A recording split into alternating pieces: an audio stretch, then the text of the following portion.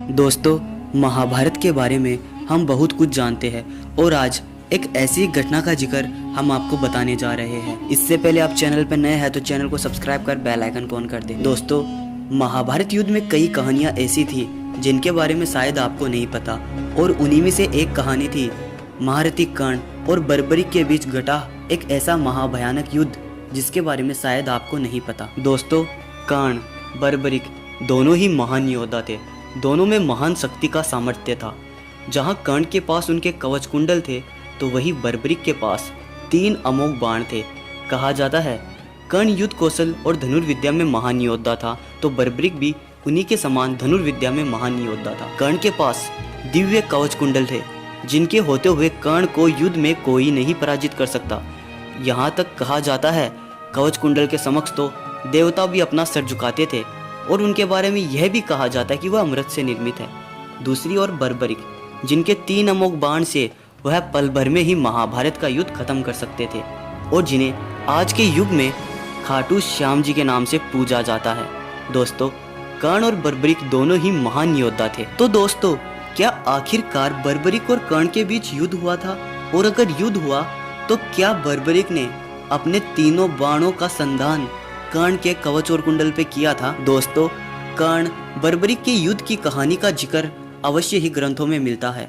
आखिर क्यों हुआ इन दोनों योद्धाओं के बीच महाविनाशक युद्ध और इस युद्ध में कर्ण बर्बरीक में किसको विजय प्राप्त हुई?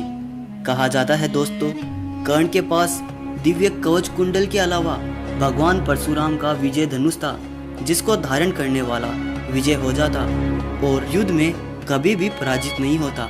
इसी प्रकार बर्बरीक के पास 3 अमोघ बाण की महान शक्ति थी, महाभारत का युद्ध खत्म करने की शक्ति रखते थे। तो दोस्तों, कर्ण और बर्बरीक की युद्ध की कहानी यहाँ से प्रारंभ होती है। कहा जाता है जब पांडवों ने अज्ञातवास प्रारंभ किया था तो वह दुर्योधन और कौरवों से छुपने के लिए जंगलों में भटकते रहते, किंतु कहा जाता है दुर्योधन ने अपनी संपूर्ण सेना को उन्हें अज्ञातवास में ढूंढने के लिए लगा रखा था।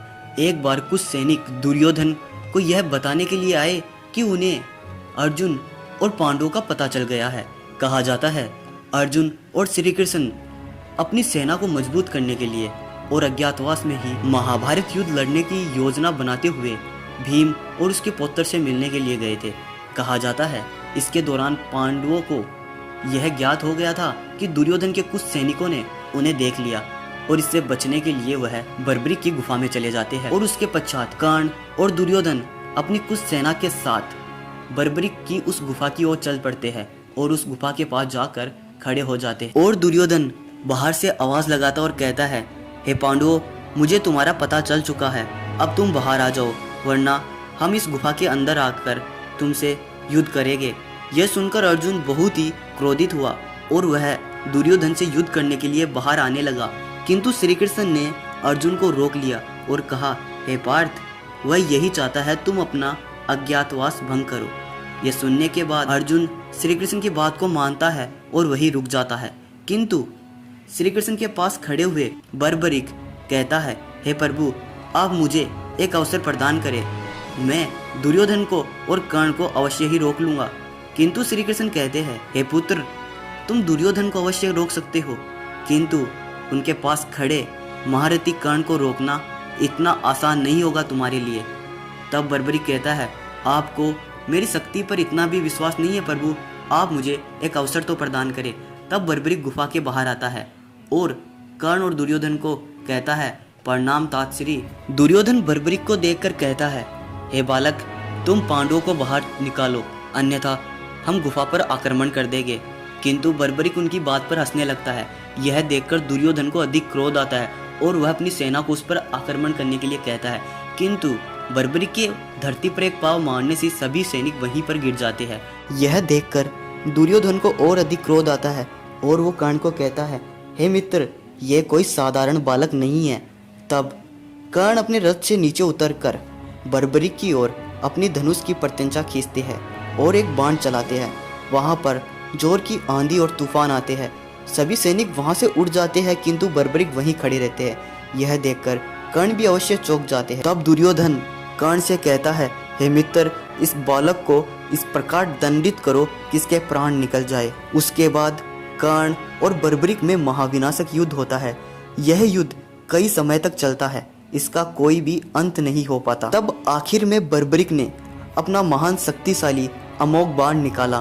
तब बर्बरिक ने उस बाण को दुर्योधन की ओर छोड़ दिया। यह देखकर दुर्योधन काफी घबरा जाता है, किंतु जब वह बाण दुर्योधन के करीब आने वाला था, उसी समय उस बाण और दुर्योधन के मध्य कर्ण आ जाते हैं और वह बाण जैसे ही कर्ण से टकराने वाला था तो कर्ण के दिव्य कवच और कुंडल प्रकट हो जाते हैं और वह बाण उस कवच कुंडल से टकराकर वहीं पर खंडित हो जाता है। यह देखकर बर्बरिक काफी अचंभित हो जाता है और सोचता है इस बाण को तो केवल इंद्र का वज्र ही रोक सकता है।